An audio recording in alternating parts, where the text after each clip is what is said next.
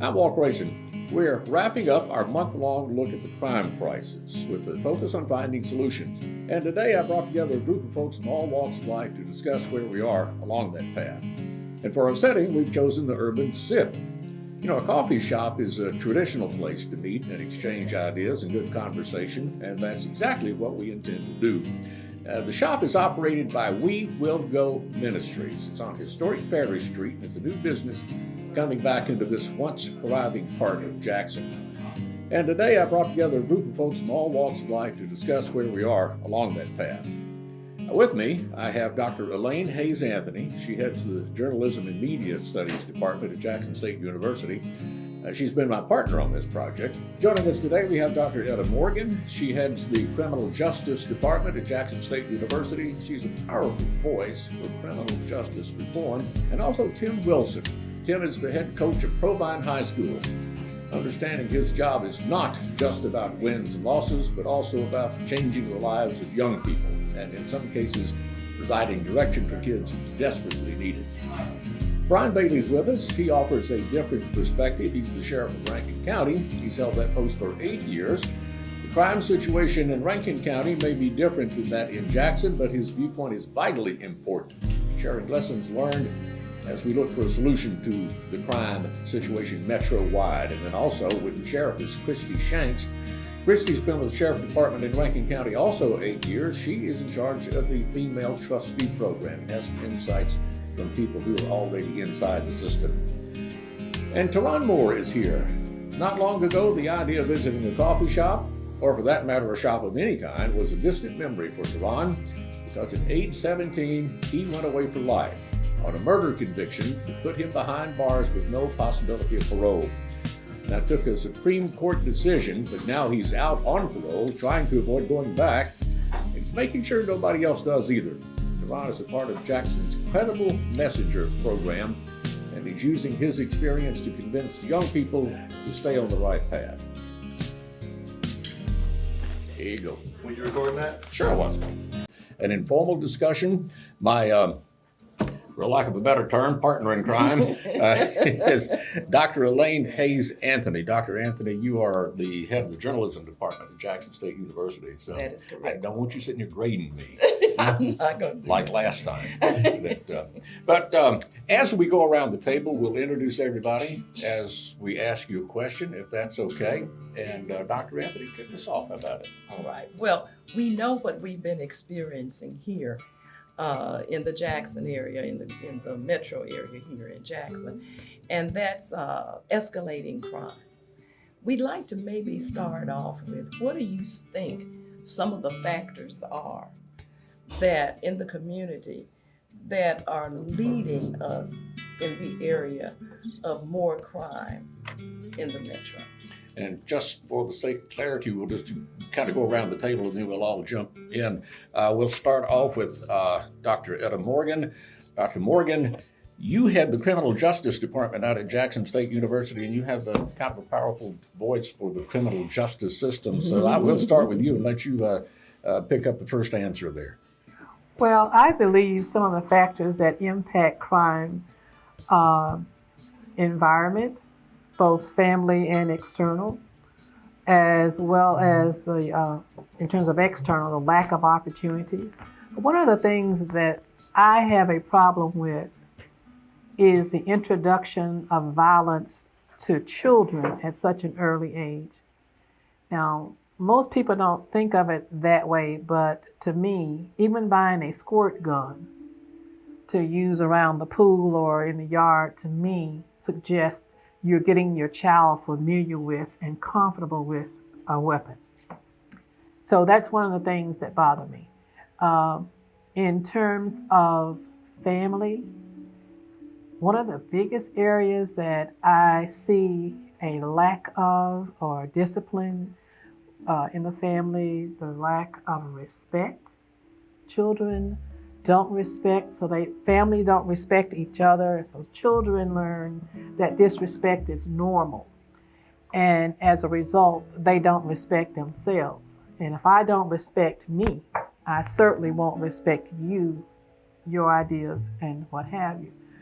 when you talk about what happened, Dr. Morgan, a long time ago, is that there was a deep respect for authority. And, if authority said it, in some of our homes, that was what was the expectation. And we say we don't want to go back to that. But if we don't, we're going to keep repeating what's going on now. So I'm just trying to figure, where do we lose our respect for authority figures? I think you can take it, or either Sheriff Baker can take it. I'll let him speak. Well, I think I agree with the Dr. Moore on it's the deterioration of the American family. Is getting away from churches or a faith-based, thing where families do come together. And I actually blame the media for part of the downfall of the respect of police and government, because it seems like that the media nowadays focuses on the bad cop, the one bad cop instead of the 100 good cops. And I think that we just, even not just on police officers, but on every profession there is, on journalism, doctors, lawyers. There's bad apples in every bunch, but again, you're asking an imperfect human to do a perfect job, and it's never going to happen. Coach, let me introduce him here. Tim Wilson, you are the head coach at Provine. So you work with youngsters all the time. And I saw that book. Yeah. What's your take on this? Over the years, how about respect? Have you seen a deterioration in the amount of respect that teachers get, that coaches get, authority gets, period? I definitely have seen the deterioration of respect. And I can't do nothing but piggyback off of her. I think it starts at home. The traditional families kind of change. So, a lot of kids are, so to speak, raising themselves or don't have a mother and a father in the home. So they take a liking to certain stuff that they see outside in the streets, and just the respect for a grandmother or a mother or the lady next door, that's kind of gone out of the window. So they kind of, I guess, look at you almost as if they're equal, but they don't look at you as an authoritative figure in their life, so they kind of don't listen to what you say. The language that they use is very, very different than when I was growing up as far as towards adults. It may have been things that we said amongst each other, but we knew that language has to change around certain people. But for them, there's no line. There's no dividing line, and to turn it off or turn it on, to you, let's just do it anyway. So I would have to say male figures, coaches, male teachers, male fathers. I have friends that probably didn't grow up with a male father in their home, but it was a coach that probably imparted something in their life. So things like that, activities for the kids where they can actually learn those skills. So stuff like that. Even when I work for the city of Jackson as a lifeguard, and that's a different environment than school, because really you're out there in their domain. You just running the pool and they want to come and swim. But you see kids who actually develop a relationship with you over time, from the months of June and July, coming every day. And you kind of have an effect on their life too, just coming around. So I guess the lack of them having that only for 2 months rather than 12 months out the year is really the struggle and the battle that you fight. It's more than just wins and losses, but you also provide a kid with some type of structure, teaching them different values, character, dedication, being able to push through, working hard, team building skills, and it's the actual opportunity, not just a head coach, but assistant coaches have impacts on kids' lives. I know a lot of my kids on my team, they may come to me for certain stuff, but I have assistant coaches that have relationships with kids that I didn't even know.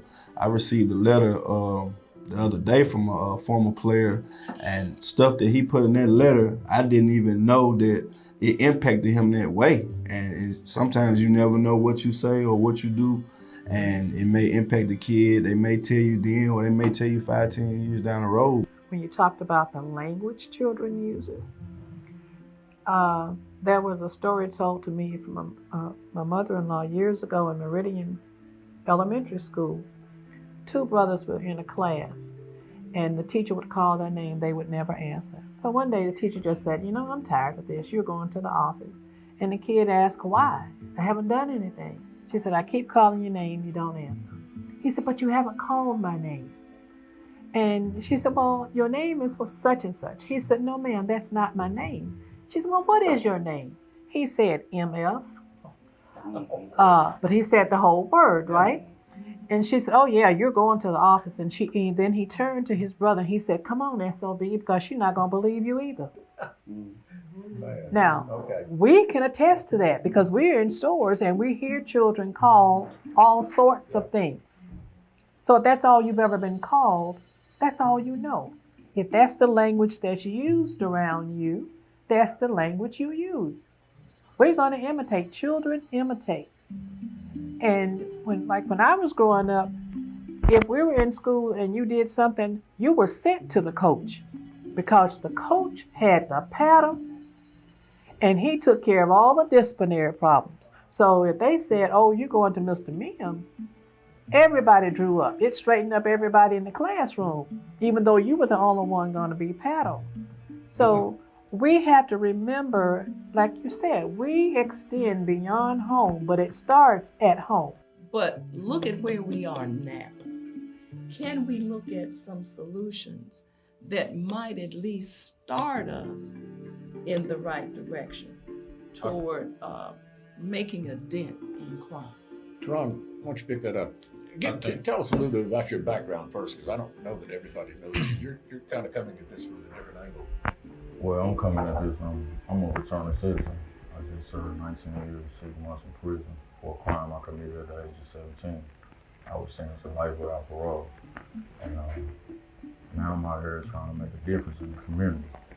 But I actually was going to chime in, but I didn't want to just take over, you know. Like what she said, it do start at home, you know what I'm saying? And like he said earlier, I know I'm here today because of the grace of God, and Jesus made a way for me, you know what I'm saying? So I feel like where I'm standing, I'm coming from the other side, and I know, you know, it started at home. I ain't saying my home like that, but sometimes we be out thinking things cool that's really not cool, and we easily influenced. And like you say, there's no authority at home because it's like, you know, the discipline got took out years ago. I wasn't even here, but I seen it escalate because I ran into a lot of young people coming up, and there's no respect for old people anymore like it was when I was up, you know what I'm saying, young. And it like you said, you don't fear authority, you know what I'm saying, because we don't really trust authority. You know, media make it like that, so we don't feel like we trust authority, but the main thing is two main things.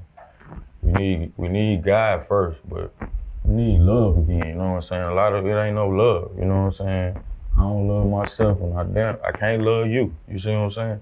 How can I love you? I don't know what love is. If I ain't, like she said, the kid thought his name was MF, you know what I'm saying? Them ain't no love words, you know what I'm saying? That's what I'm being taught at home.